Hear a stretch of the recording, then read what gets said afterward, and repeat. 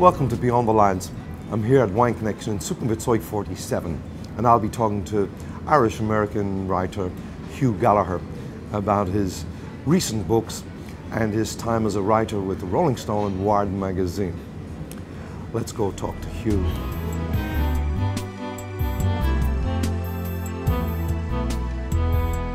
Hi Hugh, welcome to the show. Thanks for being here. Right on. Yeah. How did you get started as a writer? I remember I was just a child, Keith. It was a very cold winter night. I remember it was a clear sky and there was one star way high up in the sky. And it said to me, write. And ever since that star told me that, I've been writing. Wow, that's very, very interesting. So, from New York City to Bangkok. Yes. How come? All right, well, we're going to have to get to that a little bit later because I was involved in a book that was getting a little heat on it, like heat in a difficult way. I mentioned a book that I was working on, and I was encountering a lot of resistance in the States. A lot of weird stuff was happening when I worked on this book. A lot of people didn't want me to write this book, and I started to get the sense that leaving the U.S., leaving that area to work on it would be better. Okay. So I came to Bangkok, and it's a remarkable place. My only regret really in life is that you can only land here for the first time once, because this city just rocks. And I immediately started to flow with it. I was like, yeah, man, this is a place to work, this is a place to groove, this is a place to write. And one thing led to another, and I was suddenly pulled into a totally separate book project. So when you arrived at that time in Bangkok, fast forward, Pat Pong specifically, and Cosmos. Talk about stars. Yeah. Now, that venue is a star in itself. It is. I had no idea. And you ended up there. Yes. I had no idea. See, that's the best thing about Bangkok is there's really no preconception of the city from where I come from. Everybody thinks about writers like, I'll go to Paris, or you know, if you're a filmmaker or something, you go, you know, London, Rome, but Bangkok really has so much going on. And one of the things that's great about it is that there's really no map written about it in the circles that I travel in. So I was just discovering the city, and I happened to wander into this place called the Cosmos, which is weird because it ties into that star, and it eventually ties into the Yo Ching, which is the book that started there. And I met a cat there, this guy named True Player. Now, True Player is from the Bronx, and I spent most of my life in New York City. And I was a little bit lost when I came to Bangkok. If you look back to when you first landed here, it can be a little bit overwhelming. So I was in the Cosmos Club. I was having a sang some soda, and this really beautiful woman knocked over my drink, and it happened to be his date. And he was like, oh, hey man, he's this big black guy from the Bronx. He's like, hey, what's up, brother? Let me buy you a drink. So it's like, all right, cool. So he starts talking to me, where are you from? And I was like, well, you know, I lived in New York. He's like, no, really? Where from? And then we started talking the Bronx, because I lived in the Bronx a little bit, and after that, it was done. I had like my first friend in Bangkok. True Player is a genius. So this is his name? Well, that's his nickname? call me True, call me True. So, and he calls me Hughes. He's not like, hey Hughes, like, yo Hughes, what's up, Hughes? Let me tell you about what it's like to live in Asia. So he's doing all this for me. Yo Hughes, I know you get to Bangkok, it's all different here. Let me tell you what's up, let me tell you how it flows, but let me tell you Bronx style. So he had this whole deal of like how to understand living in Asia, but still telling you in a very New York way. And very specifically Bronx. Way as well. Very uptown, as we say, uptown. And of course, you live there, so you would relate, totally relate to it. I mean, that in itself is just more than a coincidence. Yeah, it's the cosmos, it's that star, it's everything coming together. So he starts telling me, yo, Hughes, he starts dropping this wisdom, like, yo, every time, you know, you start something out, it's stress getting started. Or he starts saying things like, yo, you got to pull back, Hughes, there's a way to do that. He starts listening to the problems I'm having and giving me advice. Oh, Hughes, you got to pop off here. And he sort of becomes my advisor. Like, modern day philosophy. And so he's saying all this stuff to me, and I said, you know, True, where are you getting this from? Like, where is this all coming from? And he's like, oh, Hughes, that's just my Yo Ching. I was like, what? He's like, Yo Ching. Yo Ching is ancient knowledge for streets today.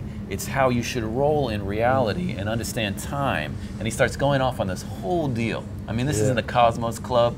You know, he's this brother from the Bronx. He's got this beautiful Thai woman with him. And he's just like, time, you know, Hughes, you got to learn how to harmonize with things. And like, brothers on the streets don't know how to harmonize.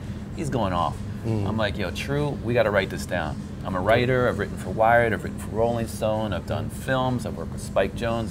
This is a hit. Let me write it down. So we started meeting at the Cosmos Club, and I started writing Yo Ching, Ancient Knowledge for Streets Today. Yeah, that is some Bangkok story at the Cosmos. So Yo Ching technically could be the second oldest book in the world. I Ching being the first. Yeah, you're right. You're right. It's based on the I Ching, and I Ching is an ancient philosophical Chinese book, and it's the second oldest book in the world. And it goes back 3,000, maybe 5,000 years, and contains all this information about how to harmonize with reality, how to blend with time and understand the way time moves through life. So, for example, if you're trying to do something, you've got to make sure you're on the wave of how things are happening. Things happen in waves in life. I think I mean, you're a musician, so you understand this stuff. You know, you like when you're jamming and you sort of like feel when it's time to, oh, this is where I should push forward in the jam. Trying to get in the pocket. The pocket. And life has pockets like that too. Life has times when you should really kick in. Life has times when you should lay back. So what the Yo Ching does is it gives you the tools to understand how time is moving. Oh, now it's time to pop off. Now it's time to pull back.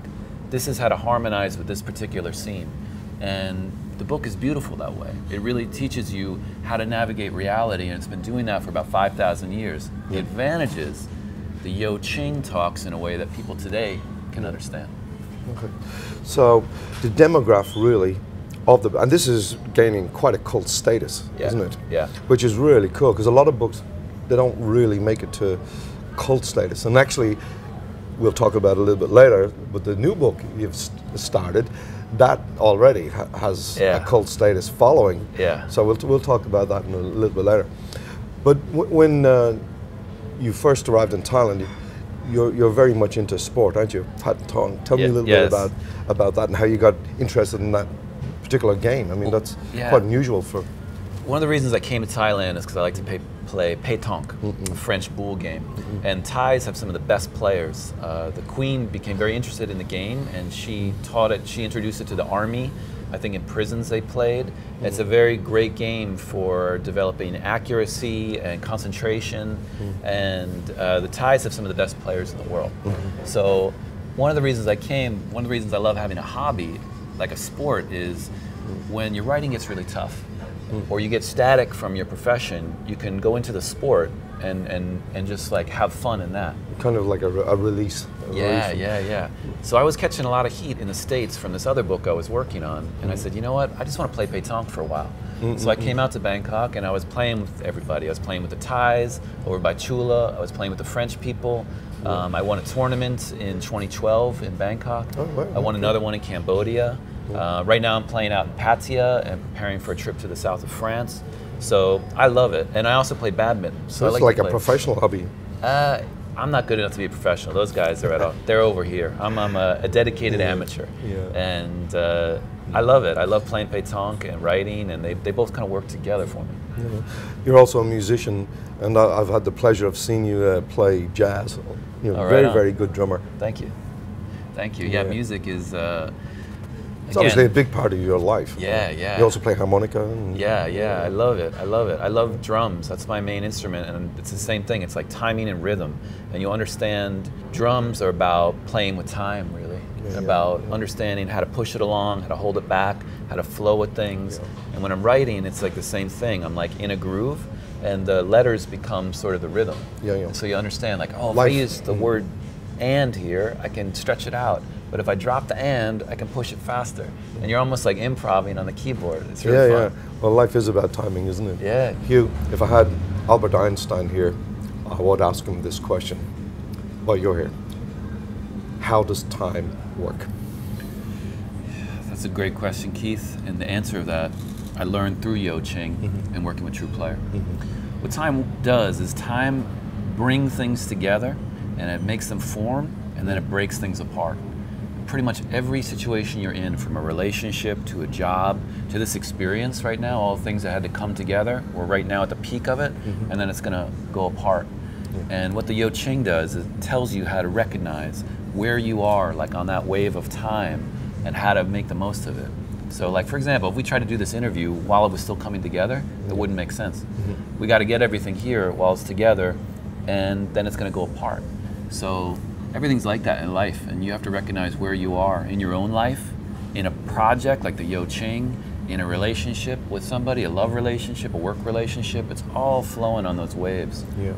So it's time and place coming together. Yeah. Very interesting. So if somebody has the book, yes, how does it work? How do they use the book? All right, what the Yo Ching does is it gives you your own personal counselor. And the Yo Ching is not something you read from cover to cover. It is something you ask questions to. So it is an interactive text. It's one of the oldest books in the world. It's also interactive. It has 64 different symbols inside of it that represent all the different ways that time manifests. It's like a periodic table of time. Yeah. And you can ask anything of the Yo Ching. You could say, hey, Yo Ching, what's some good advice for my pétanque game? Hey, Yo Ching, please tell me something about what do I need to do this weekend? You can bring anything to the Yo Ching. It doesn't have to be a serious question. It could be a light question. Not a yes/no one. You can't do a yes/no question. And the best thing about this book is it speaks the way we talk. It speaks in a way that's actually a little bit rough. There's a lot of profanity in Yo Ching. But what I found interesting is that we have a concept of spirituality or enlightened consciousness. We always expect people to maybe be wearing a robe or a priest collar or to be removed somewhere in a temple or in a church and tell you how life works. But really, life is right here. Time is right here. What we need to know has to work in this restaurant. It needs to work on the train. It needs to work in your home. And the Yo Ching speaks a very common language that lets you gain enlightenment in everyday activities. And that's the beauty of it, really. Yeah. We might ask the Yo Ching a question a little bit later. Absolutely. I have a couple of questions on my mind. If Eric Clapton's going to call me for his job as a keyboard player, I've been waiting for that. You know, for a while. You might ask, how can you get Eric Clapton to call you? That would be We something. might ask the book, how many copies will it sell? That'd be an interesting question. Indeed. So, Hugh, you also write for the Rolling Stone magazine, Wired magazine. You've written other books also. Yeah. Tell me about your most interesting feature that you've done for the Rolling Stone. My most famous piece is my college application essay. That was printed in Harper's when I was a kid. John F. Kennedy Jr. read it, and he loved it, and he passed it to Jan Wenner. So I got my first job at Rolling Stone when I was like 19. Yeah, wow. And one of the first articles I did for them, which was most popular, was I spent 7 days and 7 nights locked in a hotel room in the Pierre Hotel in Manhattan, just watching MTV. I didn't leave, I never turned it off. I ordered room service the whole time, and I just watched MTV 24 hours a day for 7 days and 7 nights.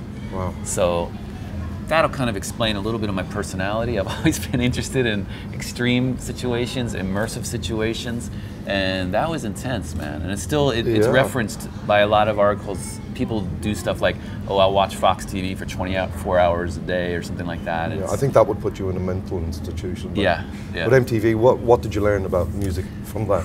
Well, pop music particularly. Is very interesting, Keith, because what happened is about the 6th day, I started to forget about our current time, and everything became about big themes like music and life and love. Like all of the specifics sort of melted away, and it got very, very elemental. And music is a really, really powerful force. And there's actually something in the Yo Ching that says, you know, about the power of music, how it can bring people together and get people up for it. One of the things in the Yo Ching is like, if you want to get people interested in something, you have to get them up for it. You have to say, hey, come on, let's do this, you know? The Yo Ching would be a good motivator for people also. It would be. It's all about developing your personality and becoming a true player, which is sort of like a life samurai, how to master reality and how to understand how reality works so that you're always in the flow and just really grooving with things. Yeah. Well, I got some questions. Good stuff. Hugh, I'd like to ask you about one of your other books, Teeth. Teeth was my first novel. It was published by Simon & Schuster, and it is a coming-of-age story set in the 90s youth culture. Okay. So the zine culture, right before the internet, sort of when punk was becoming mainstream and everyone was running around with their skateboards and it was all new. Yeah. I have a writer in that world, and he's sort of coming to terms with what it is to grow up and you know, take responsibility for your life. Okay. Very kind of very healing, isn't it? Kind of one of those. Yeah. I worked out I had a lot of questions on my mind. That's the great thing about writing is you have all these questions about life. You go into a book and you write it, and it answers something for you. So I used in the book Teeth. I got a character with really bad teeth, and he's just like, I'm not going to fix my teeth. No, I'm just going to have fun. And at the end of the book, you realize is, hey man, you gotta be responsible for yourself. You gotta fix your teeth, and you gotta be a man in this world. And that's what I came to the conclusion in that story, and it was a really powerful experience to write. Okay. And it remains a really great snapshot of 90s culture. So if anyone wants to see like, hey, what was going on in the underground scene in the early to mid 90s, Teeth is sort of like the go-to book for that world. Yeah, okay. Again, another cult. You're very good at writing cult novels. They're like $1 million ideas, aren't they? Yeah, it's just I run around with the right people, and I just try to work on what inspires me, and sometimes they really click into what's going on, so I've been lucky. Yeah, what I've noticed so far, a lot of the writers I've had the pleasure of meeting and talking to, it's really about passion, isn't it? And you certainly have that.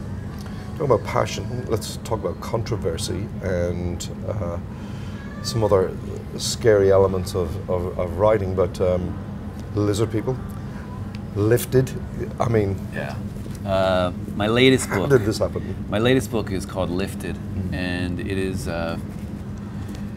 it's fiction, but what happened was there is an entire tribe on the internet, Keith. I don't tell this, some people know, but there are millions of people who actually believe that lizard people from another dimension rule our world.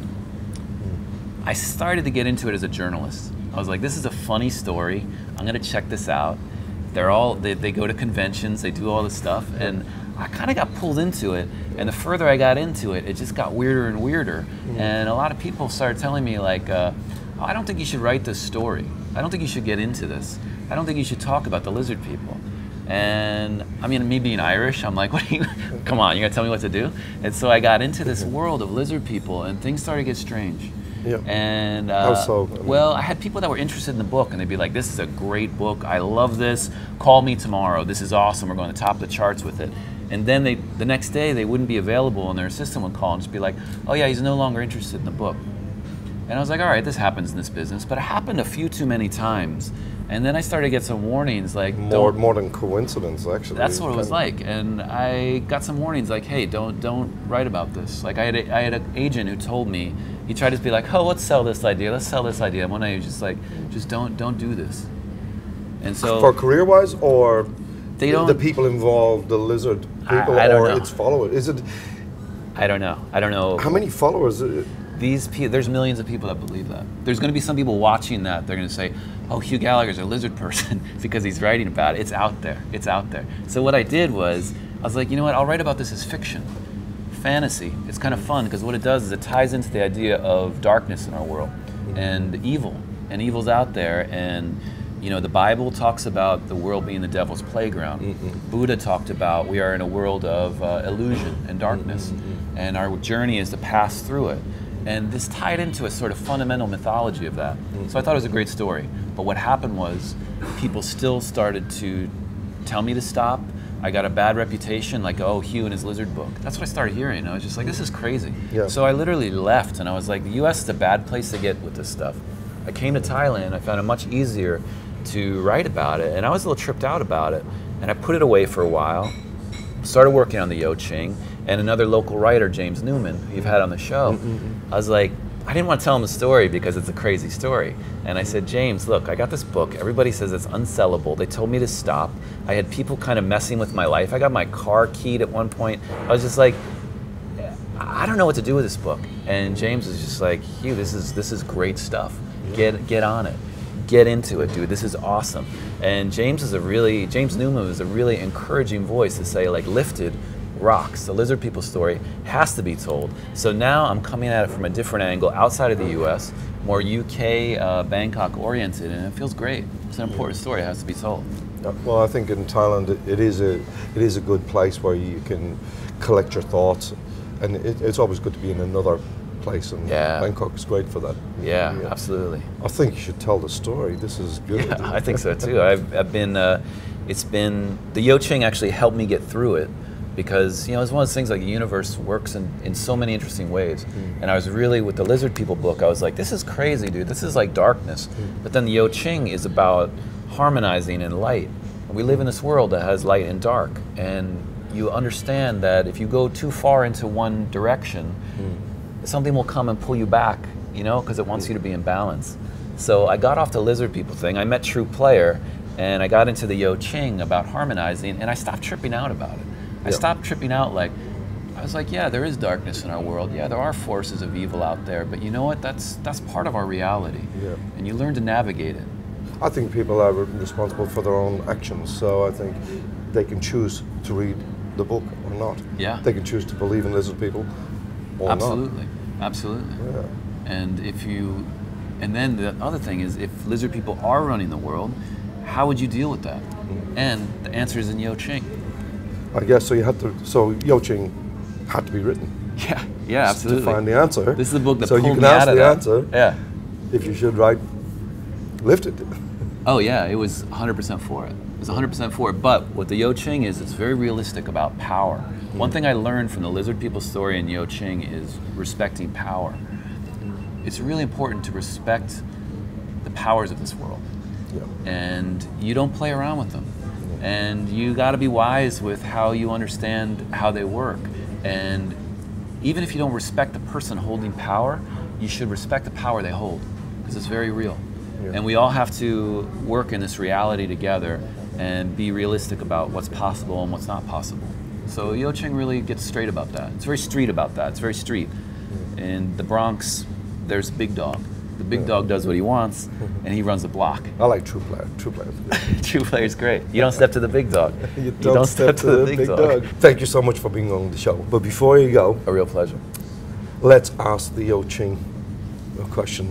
In fact, what advice would you have for new writers coming on the scene, trying to get a deal, trying to get published, or even start a book, be inspired by a book, or finish a book? Or Yes. I asked, we were talking about that beforehand. The way you ask the Yo Ching, there's an app for it, there's coins you got to throw. I already did that part of it.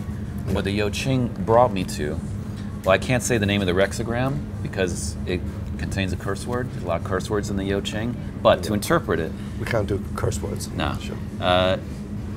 It says to be like water. And the thing about water is water always flows. And water, no matter if something is really deep, it doesn't get stuck there. It fills it up and then moves forward. And if it's really shallow and rocky, it doesn't get scared, it just pushes right through. And if it runs into a cliff, it just becomes a waterfall and throws itself off, and it always keeps moving forward, always keeps moving forward. It doesn't try to rise up at the wrong time, because then it just gets stuck and becomes a swamp. It's going forward to the sea.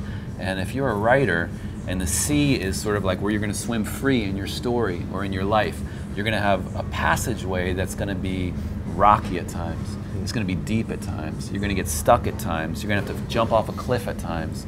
And the trick is to always keep your essence. Always keep your style and your essence, but adapt to the surroundings and always move forward. And then you'll find the sea. Good advice. Hugh Gallagher, thank you for being on the show. Thank you, Keith. It's been a pleasure. Absolutely. Enjoy.